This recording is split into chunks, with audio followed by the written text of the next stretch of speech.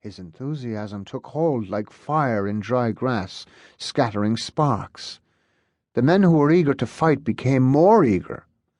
The ones who wanted negotiation grew more determined. Those who supported Eryu's way were mostly the elders, whose voices were not strong enough to outshout anyone else.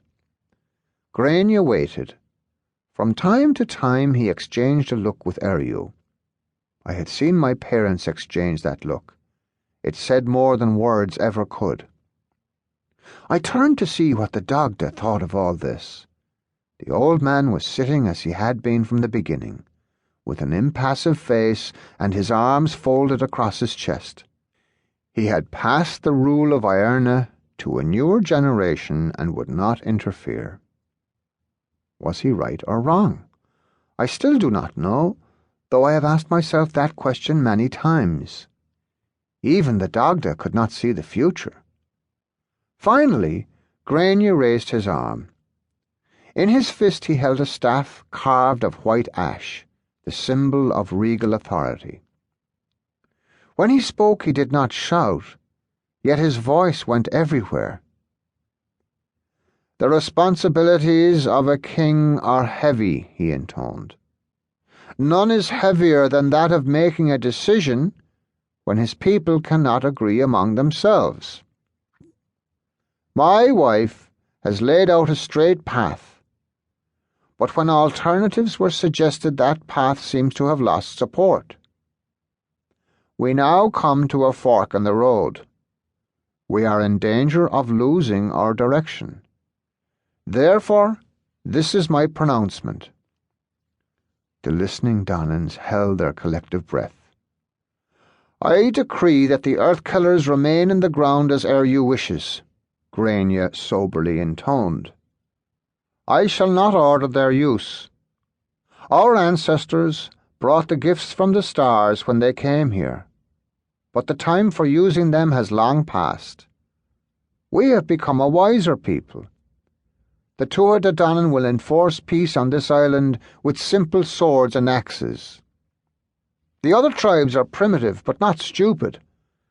The sight of so much weaponry in our hands should discourage them from further violence."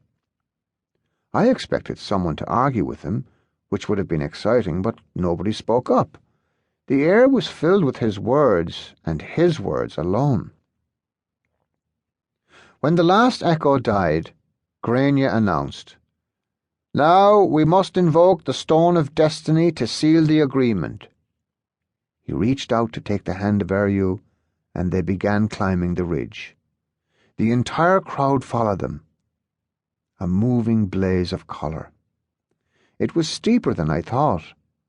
From where we were sitting, the ridge had appeared to be a low hill, but when we reached the top, I saw to my amazement that the land was spread out below us from mountaintop to mountaintop. A king's view. At the crown of the ridge was a grass-covered mound like a burial cairn, together with a single pillar of grey stone sunk into the earth. The exposed part of the monolith was taller than a man and rounded on top. I thought I saw tiny flashes of colour peeping from its rough surface. The stone was watching me. A shiver danced across my shoulders.